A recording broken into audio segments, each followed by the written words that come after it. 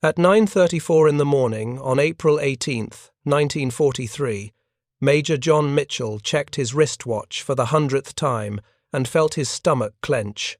He was leading 16 Lockheed P-38 Lightnings at 50 feet above the Solomon Sea, 2 hours and 9 minutes into the longest fighter intercept mission ever attempted.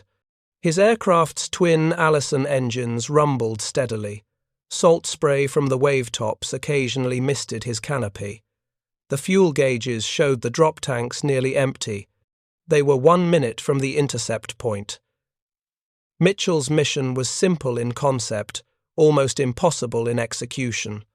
Intercept and destroy a formation of Japanese bombers carrying Admiral Isoroku Yamamoto, architect of the Pearl Harbor attack, commander of the combined fleet, the man who had humiliated America on December 7th, 1941. The mission required precision navigation across 435 miles of open ocean at wave-top altitude to avoid Japanese radar, arriving at exactly the right moment to catch Yamamoto's aircraft 10 minutes before it landed. 1 minute early or late, and they'd miss him entirely. Too high, and radar would detect them. Too low, and they'd hit the water. Before we jump back in, tell us where you're tuning in from, and if this story touches you, make sure you're subscribed because tomorrow I've saved something extra special for you. Mitchell had calculated the mission profile 3 days earlier when intelligence officers showed him the decoded Japanese message. The message, intercepted on April 14th by Navy codebreakers working in the Fleet Radio Unit Pacific at Pearl Harbor, had taken hours to decrypt. It detailed Yamamoto's inspection tour with startling specificity. Departure time from Rabaul, flight route, arrival time at Balali Airfield. The Admiral was known for punctuality. He would be exactly on schedule. The intelligence windfall created an extraordinary opportunity, but also an unprecedented challenge. Yamamoto's route would bring him within range of American forces on Guadalcanal, but barely. The straight-line distance from Henderson Field to the intercept point was approximately 400 miles. But flying straight would take the P-38 seconds directly over Japanese observation posts scattered throughout the Solomon Islands. Coast watchers with radios. Radar installations on half a dozen islands.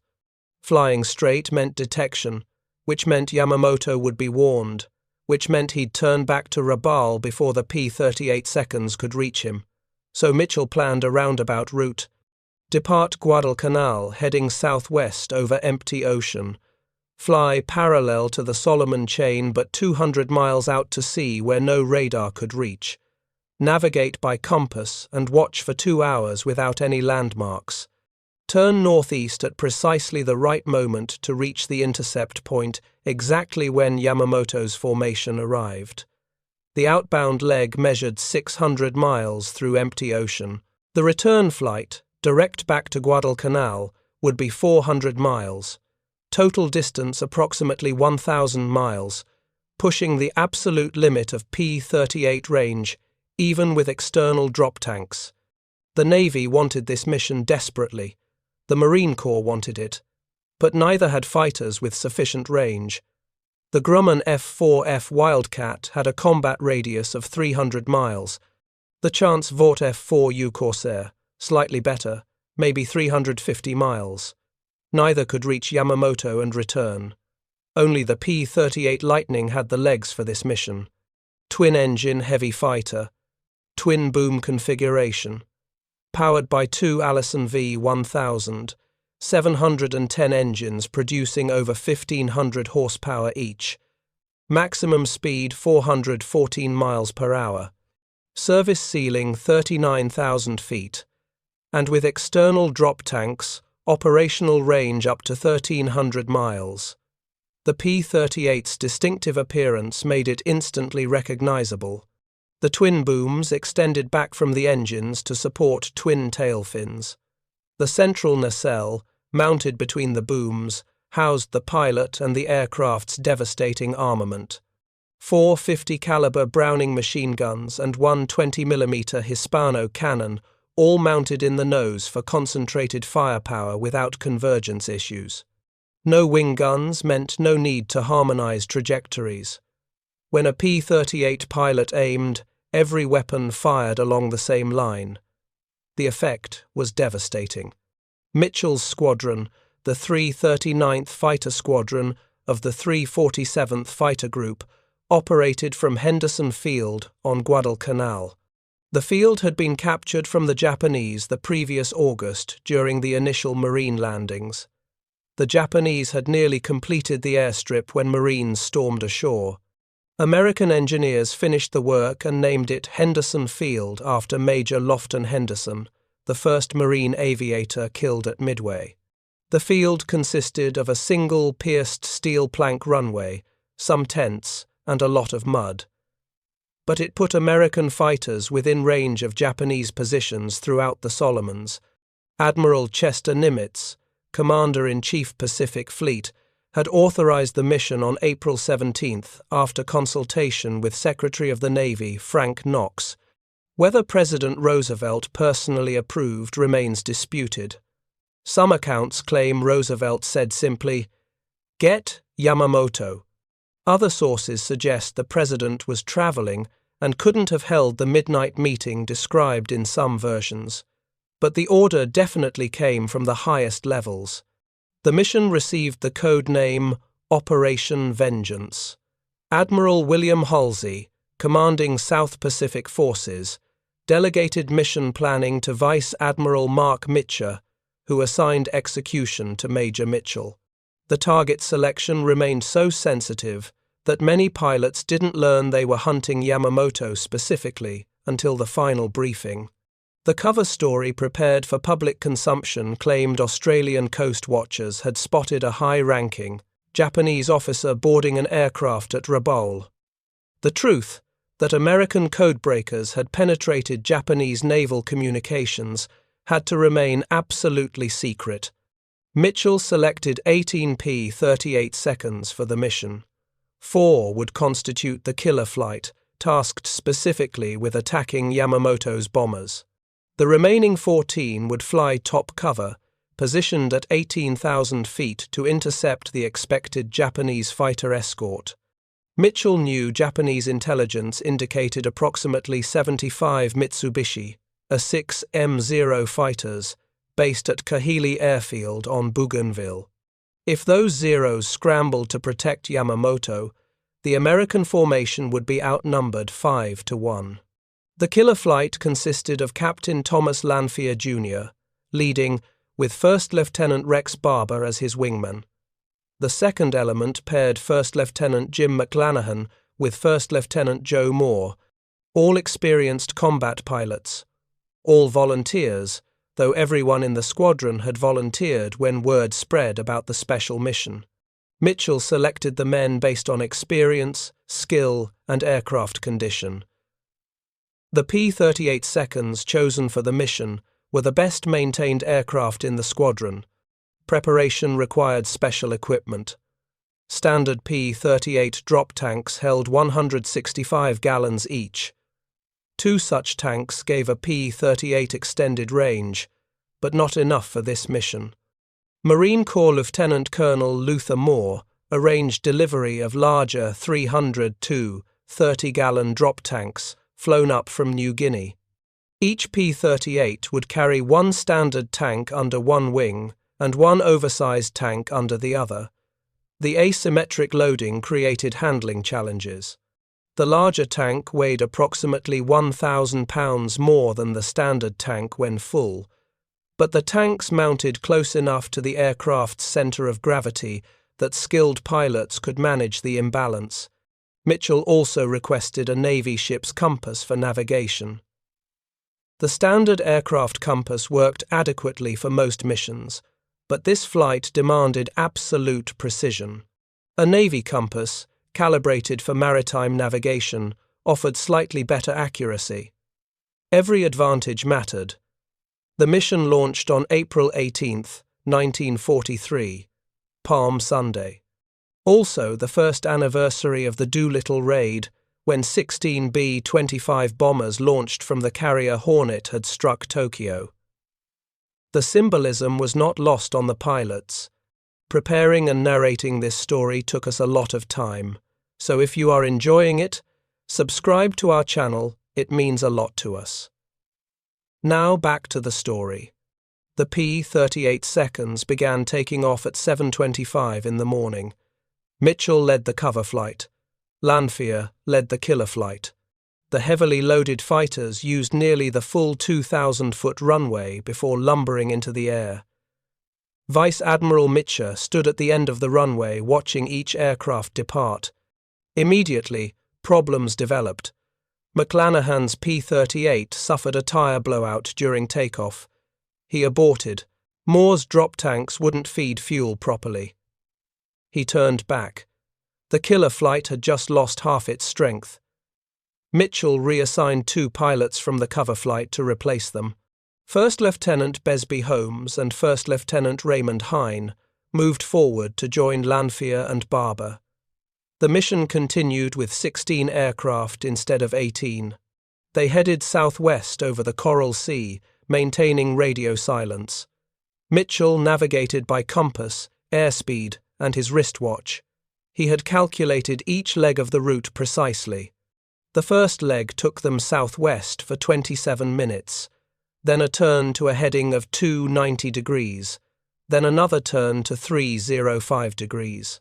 Flying at 50 feet above the water demanded absolute concentration. One moment of inattention, one brief distraction, and a P-38 would hit the waves at 400 miles per hour. The impact would be instantly fatal. The green water stretched endlessly in all directions. No landmarks, no reference points, just waves and more waves. The monotony was hypnotic. Mitchell fought drowsiness by constantly checking his instruments, scanning the horizon, looking back at his formation. The other pilots followed in loose combat spread, each one also fighting the urge to relax. The flight proceeded in silence. No radio chatter. Japanese listening posts monitored radio frequencies constantly. One transmission could alert them. The P-38 seconds droned southwest, then west, then northwest. 2 hours passed. Mitchell watched his fuel gauge. The drop tanks were emptying steadily. He calculated they'd reach the intercept point with perhaps 10 minutes of combat fuel remaining. Then they'd need to head straight home. There would be no time for extended maneuvering. No time to search if they missed the initial contact. Hit the target and run.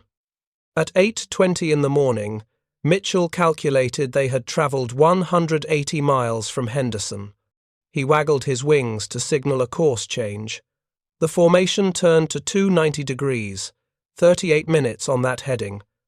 The fuel continued to drain. Mitchell rechecked his calculations. Airspeed holding steady, compass heading correct, time on course matching the flight plan. They should arrive at the intercept point at exactly 9:35. At Rabaul, 435 miles northwest, Admiral Yamamoto's party had boarded their aircraft on schedule. 2 Mitsubishi G-4M bombers, known to Americans as Betty bombers. Yamamoto and his immediate staff occupied the lead aircraft, number 323, of the 705th Air Group.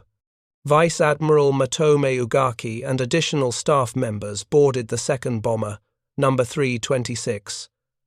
The 2 admirals had no time for farewells. The schedule demanded immediate departure. The Betty bomber was a medium bomber, twin-engine, capable of carrying substantial bomb loads or, as configured for this mission, passengers. The G4M had excellent range, over 2,000 miles with standard fuel load, but the aircraft had serious vulnerabilities. Japanese designers had prioritized range and speed over protection. The Betty lacked armor plating. It lacked self-sealing fuel tanks. Its large fuel capacity made it especially vulnerable to incendiary rounds. Allied pilots had nicknamed it the Flying Lighter or Flying Zippo because it ignited so easily when hit. The two bombers took off from Rabaul at 6 in the morning Tokyo time, which was 8 o'clock at Henderson Field. They climbed to 6,500 feet. 6 Mitsubishi, A-6 M0 fighters from the 204th Air Group formed Escort, flying 1,500 feet above and behind the bombers in two V formations of 3 aircraft each. The Zero pilots included Petty Officer First Class Shoichi Sugita, who would become one of Japan's top aces, and Petty Officer First Class Kenji Yanagiya, a veteran with over 100 combat missions. The Japanese formation proceeded southeast toward Bougainville. The flight should take approximately 90 minutes. Yamamoto sat in the lead bomber wearing a plain green service uniform, a gesture of solidarity with the troops he would inspect. He reviewed documents. Ugaki, recovering from dengue fever, dozed in the second bomber. Neither admiral had reason for concern. American fighters had never operated this far north. The nearest American airfield was Guadalcanal, over 400 miles away. No American fighter had that kind of range. Back over the Solomon Sea, Mitchell made his final course correction at 9:25. The formation turned northeast, climbing slightly to 2,000 feet. They were less than 20 miles from Bougainville now. Mitchell scanned the sky ahead. Clear blue sky, scattered clouds, perfect visibility. Either they would see Yamamoto's formation or they had miscalculated and the mission had failed. At 9:34, one of Mitchell's pilots broke radio silence. Bogies, 11 o'clock high. Mitchell looked up and left. There, exactly where they should be, 2 bombers and 6 fighters. The Japanese formation was descending toward Balali Airfield, right on schedule. Mitchell's navigation had been perfect. 2 hours and 9 minutes of dead reckoning across 400 to 35 miles of empty ocean, and they had arrived within 1 minute of the planned intercept time. It was perhaps the finest feat of navigation in the entire Pacific War. Mitchell ordered drop tanks released. The empty tanks fell away. The P-38 seconds accelerated and began climbing. The 12 aircraft designated for top cover continued climbing toward 18,000 feet to engage the Zero escorts. Mitchell, Lanphier, Barber, Holmes, and Hine turned toward the bombers, now diving hard toward the jungle canopy. But Holmes's drop tanks wouldn't release. He kicked his aircraft sideways, trying to shake them loose. The tanks stayed attached. With the extra drag, he couldn't keep up with the attack. Hine, as Holmes's wingman, followed, to him out to sea. The killer flight had just been cut from 4 aircraft to 2. Lanphier and Barber were alone against 2 bombers and 6 Zeros. The Japanese spotted the P-38 seconds immediately. The distinctive twin-boom configuration was unmistakable. The Zero escorts dropped their own tanks and dove to intercept. The Betty bombers nosed down hard, diving for the jungle where the Zeros could provide better cover and where the P-38 seconds would have less maneuvering room. Yamamoto's pilot pushed the throttles forward. The bomber accelerated in its dive. Lanphier made a tactical decision that has been debated for 80 years. Instead of following the bombers down, he turned to engage the diving Zeros head-on. This cleared the path for Barber, but left Barber alone against both bombers and without wingman support. Barber didn't hesitate. He rolled into a steep bank, following the bombers down. He lost sight of them momentarily as he maneuvered. When he reacquired visual contact, he was directly behind one Betty, perhaps 200 feet back. Perfect firing position. Barber pressed the trigger. 4 50 caliber machine guns and 1 20mm cannon opened fire simultaneously. The concentrated firepower tore into the Betty's right engine. Pieces flew off. Black smoke streamed back. Barber walked his fire along the fuselage, hitting the rear section, the tail surfaces. Then he shifted aim to the left engine. More hits. The left engine began smoking. The Betty's right wing dipped violently. The bomber rolled left, nearly hitting Barber's P-38. Barber yanked his stick hard right, barely avoiding collision. He looked back. The Betty was falling, trailing heavy black smoke, pieces of the aircraft coming apart. It crashed into the jungle and exploded. Barber had no way of knowing which Betty he'd just shot down. There were 2 bombers. He'd gotten one. That was all he knew. Barber turned his attention to the second Betty. He spotted it low over the water off Moyler Point, trying to escape. Holmes, who had finally shaken loose his drop tanks, was making an attack run, but his closure speed was too high. Holmes's rounds hit the Betty's right engine, which began trailing white vapor, but Holmes shot past without achieving a kill. His wingman Hine followed him through. Barber rolled in behind the damaged bomber. He opened fire again. His bullets struck the fuselage, tearing away metal panels. Debris from the disintegrating bomber flew back and hit Barber's P-38. He heard impacts against his airframe. Metal fragments lodged in his right wing, cutting out his turbo supercharger intercooler. A large piece dented the underside of his central nacelle, but he kept firing until the Betty lost control and crash-landed in the water near the coast. If you find this story engaging, please take a moment to subscribe and enable notifications. It helps us continue producing in-depth content like this. The engagement had lasted less than 3 minutes. 2 bombers destroyed, but now the Zeros were all over them. Barber, Holmes, and Hine found themselves fighting for their lives against 6 highly maneuverable Japanese fighters. Barber felt his P-38 shudder as bullets struck his aircraft. He counted hits. Holes appeared in his wings, his fuselage, his tail surfaces. The P-38 was taking a beating but staying airborne. The rugged twin-engine design and the Lightning's structural strength kept it flying despite damage that would have downed a single-engine fighter. Holmes engaged 1-0 in a turning fight. He claimed a kill, though Japanese records would later show no zeros were lost in the engagement. Barber also fired at a 0 during the melee, claiming another kill. Again, Japanese records contradicted this. The confusion of combat, the speed, the violence, made accurate observation almost impossible. What mattered was survival. Hine's P-38 took hits. Witnesses saw his right engine trailing smoke. He headed out to sea, away from the coast, probably trying to reach friendly territory before his damaged aircraft gave out. No one saw him go down. He simply disappeared. The other P-38 seconds regrouped and headed southeast toward Guadalcanal on a direct course. Fuel was critically low. They had perhaps 15 minutes of flying time remaining. There was no time to search for Hine, no time to loiter over the area. Mitchell led the formation home at maximum fuel economy settings.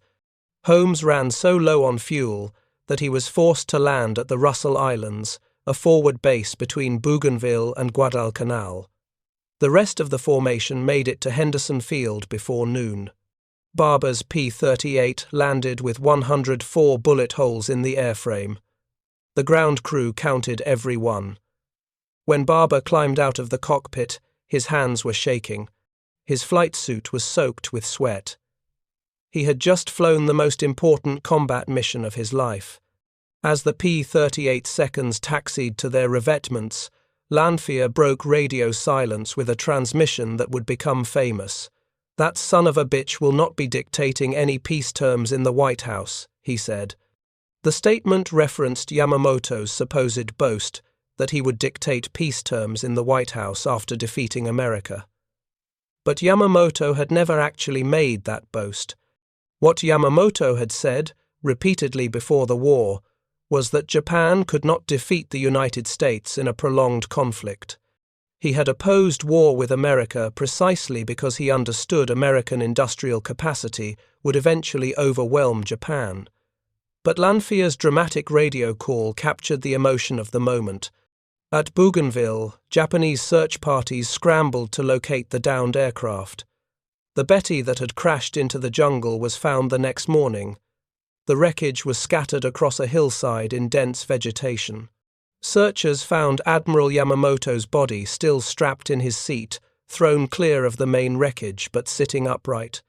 His white-gloved hand still gripped his katana sword. He appeared to be in a state of great dignity, witnesses reported, as though he had merely fallen asleep. The Japanese conducted an autopsy. 2 bullet wounds.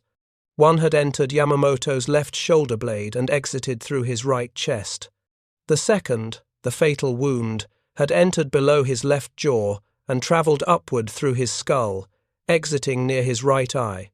Both wounds were consistent with being fired from behind and slightly below, exactly matching Barber's attack profile. The bullets had killed Yamamoto instantly. He had not died in the crash. He had died from gunfire while the aircraft was still in the air, probably within seconds of Barber opening fire. The second Betty had crash-landed in the water. Vice Admiral Ugaki regained consciousness floating in the sea. He and 3 others from his aircraft survived. Ugaki remembered the attack vividly. He had been dozing when the gunfire started. He woke to see Yamamoto's bomber ahead and above, smoking, diving toward the jungle. He grabbed his air staff officer by the shoulder, pointed at the bomber, and said, "Look at the commander-in-chief's plane." Ugaki's own bomber was hit moments later. The pilot lost control. The aircraft plunged into the sea at high speed. Everything went black. Ugaki woke up in the water, somehow still alive. The Japanese High Command faced a terrible dilemma. Yamamoto's death was a catastrophic loss. He was Japan's most brilliant naval strategist. He had planned Pearl Harbor. He had commanded the combined fleet through the early victories. He was a symbol of Japanese naval power. But his death also revealed a disturbing possibility. How had the Americans known exactly when and where to intercept him? The flight schedule had been transmitted by encrypted radio. Either the Americans had broken Japanese codes, or there was a security breach somewhere in the chain of command. If the Americans had broken the codes, and the Japanese changed their encryption system, they would confirm to the Americans that their code-breaking had been discovered.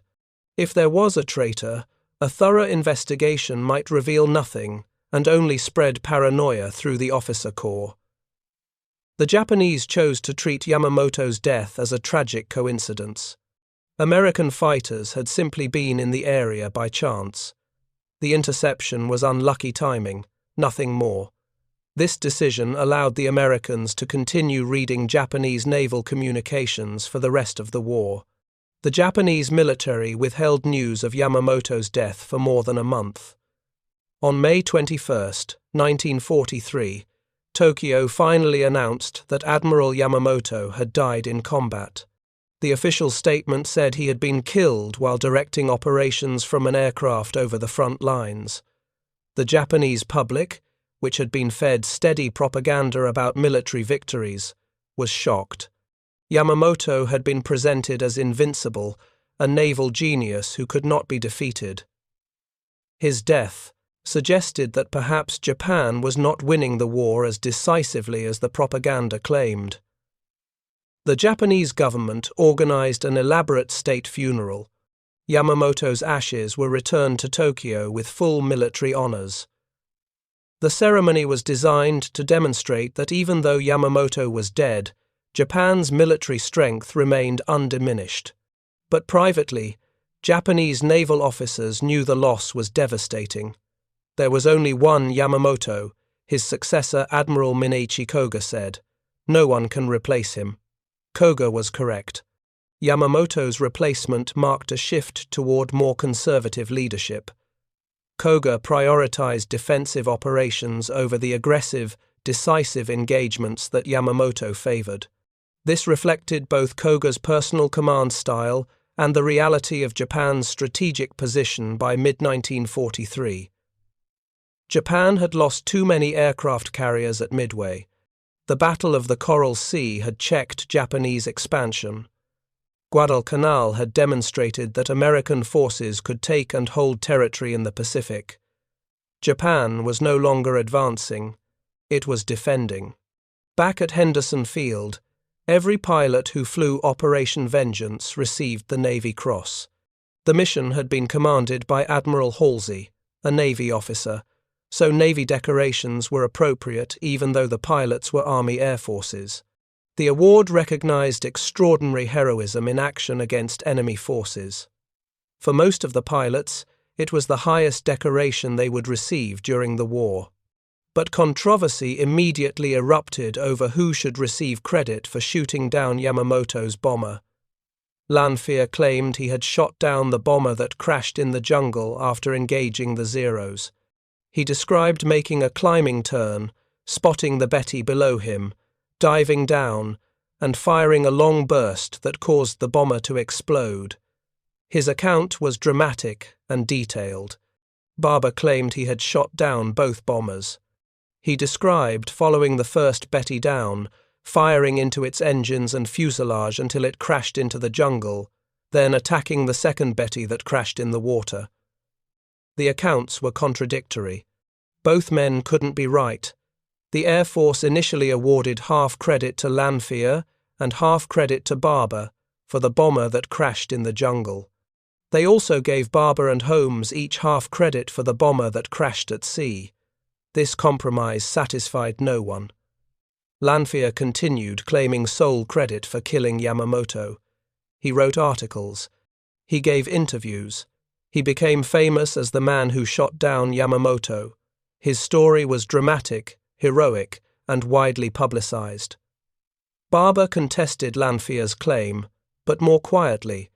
He provided detailed accounts to military historians. He pointed out inconsistencies in Lanphier's story. But Barber wasn't interested in publicity. He treated Operation Vengeance as just another combat mission, something he'd been assigned to do, something he'd accomplished.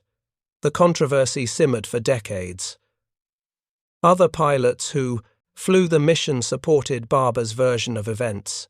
Doug Canning, who flew top cover during the mission and was friends with both Lanphier and Barber, stated that Lanphier had written the official report and several magazine articles about the mission, claiming sole credit. Canning said Barber had been willing to share credit until Lanphier gave him an unpublished manuscript, claiming Lanphier alone had shot down Yamamoto. After that, Barber fought for recognition of his own role. The surviving Japanese escort pilot, Kenji Yanagiya, provided crucial testimony after the war. Yanagiya stated that he had witnessed the entire engagement. He saw the first Betty get hit from behind by a P-38 that had followed the bomber down. That bomber crashed into the jungle. The second Betty was hit shortly afterward and crashed into the water. Yanagiya confirmed that only 2 bombers were shot down that day. He also stated that none of the Zero escorts were destroyed during the engagement, contradicting claims by both Lanphier and Barber that they had shot down Zeros. Yanagiya also mentioned that he had heavily damaged a P-38 that was escorting another Lightning that hadn't dropped its fuel tanks. This was likely Hien, who disappeared during the engagement. Hien's fate was never officially determined. His aircraft was probably shot down by Yanagiya, though Yanagiya didn't claim a confirmed kill. Hien's body was never recovered. Technical analysis supported Barber's account. The P-38G model flown during Operation Vengeance did not have aileron boost systems that were installed on later models. Without aileron boost, the P-38 required significant control force to make rapid rolling maneuvers, especially at high speeds. Lanphier's claim that he made a 180-degree climbing turn fast enough to intercept Yamamoto's diving bomber in less than 30 seconds was physically impossible given the aircraft's performance. Characteristics: the P-38G simply couldn't roll that quickly. Analysis of the crash site also supported Barber. The jungle crash site was examined multiple times after the war. The bullet impacts on the wreckage showed the bomber had been attacked from behind and slightly below, consistent with Barber's approach, but inconsistent with Lanfear's claim of a side attack from altitude. Yamamoto's wounds, entering from the left rear, also matched an attack from behind. In 1985, the Air Force convened a panel to review the controversy. The panel concluded that both Lanfear and Barber should continue sharing credit. In 1991, Secretary of the Air Force Donald Rice issued a statement acknowledging the continuing dispute, but declining to change the official record. Historians, fighter pilots, and all of us who have studied the record of this extraordinary mission will forever speculate as to the exact events of that day in 1943, Rice said. There is glory for the whole team. But evidence continued to accumulate. In 2003, the Oregon State Legislature and Governor formally credited Barber with the sole kill after investigators analyzed the crash site and determined the bullet trajectory validated Barber's account. However, the Air Force refused to change its official ruling. In 2024, military historian Daniel Hallman, who had served on the 1985 review panel, stated that after reviewing new evidence, he had become convinced that credit for shooting down Yamamoto's plane really should go to Rex Barber. Lanfear had been too far away, and his angle of attack would not have allowed him to destroy such a fast-moving target from the side. Lanfear died in 1987, still claiming credit for killing Yamamoto.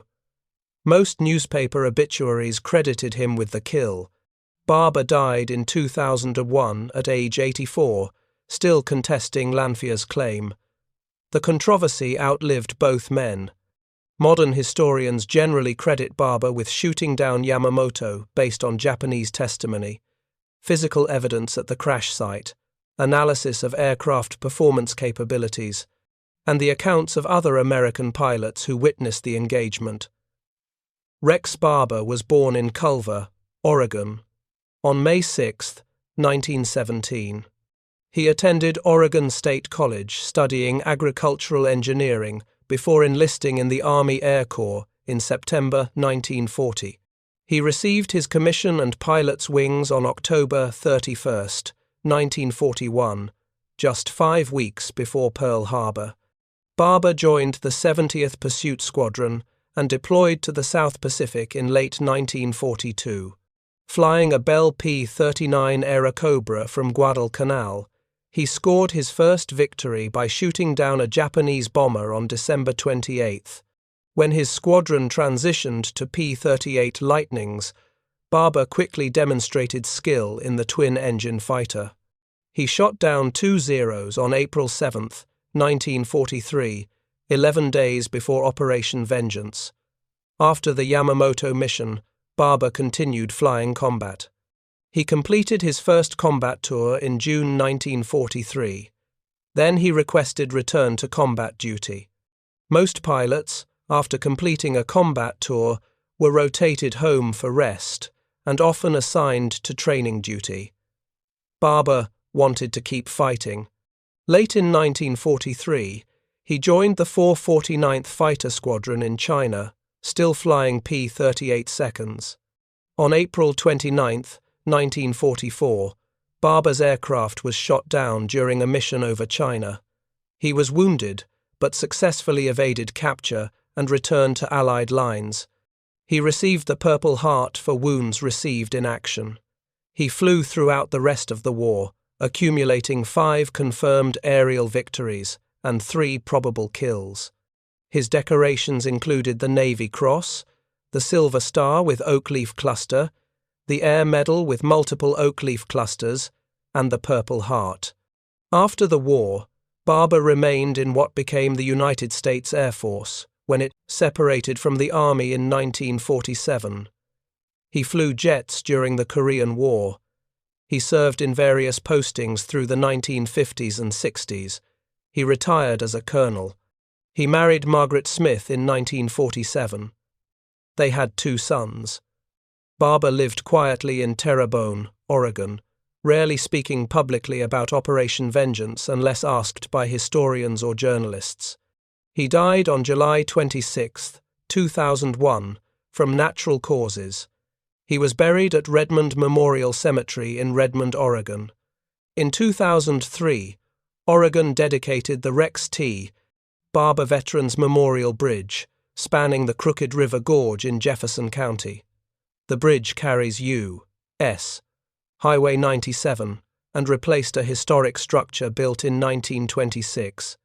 The bridge dedication honored Barber's service as a World War II fighter pilot, particularly his role in Operation Vengeance.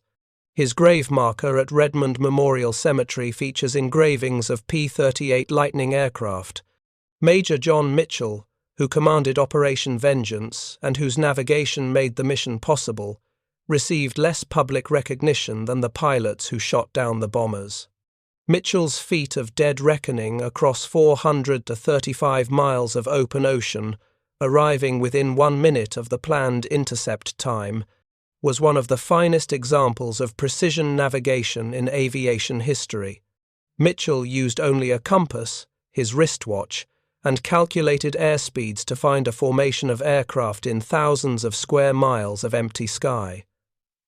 The mathematical precision required was extraordinary. An error of 2 degrees in heading, maintained for 2 hours, would have missed the intercept point by 30 miles. Mitchell survived the war and returned to civilian life. He rarely spoke about Operation Vengeance. When asked about the mission years later, he downplayed his role. "The whole team deserved credit," he said. "Everyone did their job. The mission succeeded because 18 pilots worked together perfectly." Mitchell died in 1995. Historians consider him one of the most underrated combat leaders of the Pacific War. The broader strategic impact of Operation Vengeance has been debated by historians. Did killing Yamamoto actually change the course of the war? Some argue the mission's impact was primarily psychological rather than strategic. Japan's situation in mid-1943 was already deteriorating. American industrial production was overwhelming Japanese capacity to replace losses. The naval victories at Coral Sea and Midway had shifted momentum in the Pacific. Guadalcanal demonstrated that American forces could successfully conduct amphibious operations and hold captured territory. Yamamoto's death didn't change these fundamentals, but psychological impact matters in war. For the Japanese military and public, Yamamoto's death was devastating. He had been presented as invincible. His loss suggested the war was not going as well as propaganda claimed. For American forces, Operation Vengeance demonstrated that no Japanese leader was beyond reach.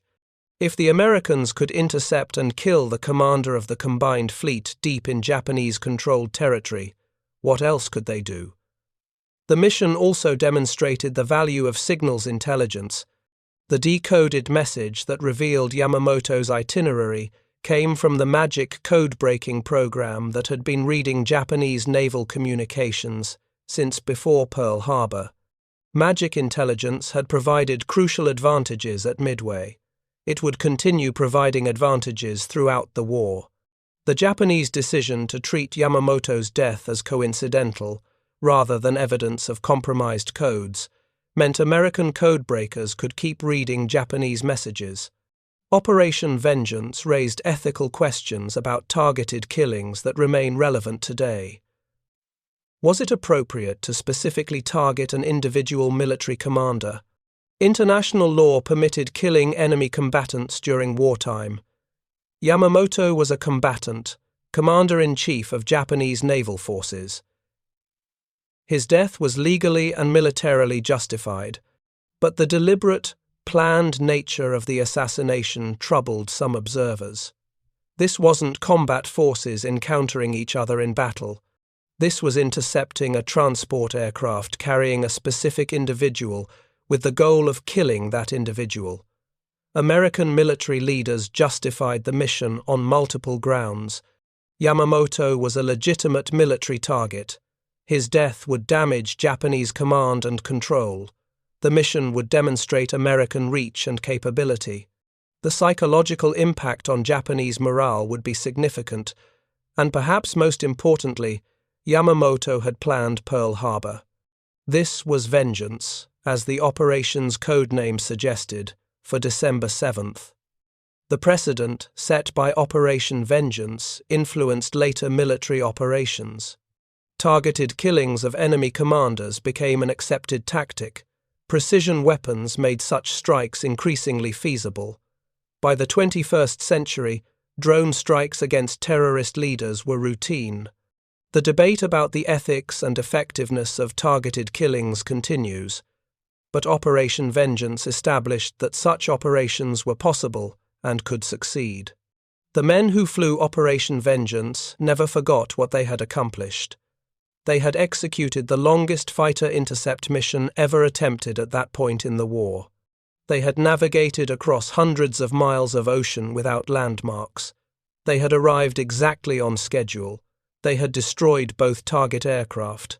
They had escaped despite being outnumbered by the fighter Escort. And they had eliminated the military commander responsible for Pearl Harbor. Whatever controversies arose about credit for individual kills, the mission itself was a complete success. Every year on April 18th, survivors of Operation Vengeance gathered when possible to commemorate the mission. They remembered Raymond Hine, who never came home. They remembered the perfect navigation. They remembered the 3 minutes of violent combat over Bougainville. They remembered Admiral Yamamoto, a brilliant strategist who had opposed war with America, but had served his country when ordered, and who died doing his duty. Up next, you've got 2 more standout stories right on your screen. If this one hits the mark, you won't want to pass these up. Just click and check them out. And don't forget to like, subscribe and turn on the notification bell so you don't miss any upload from us.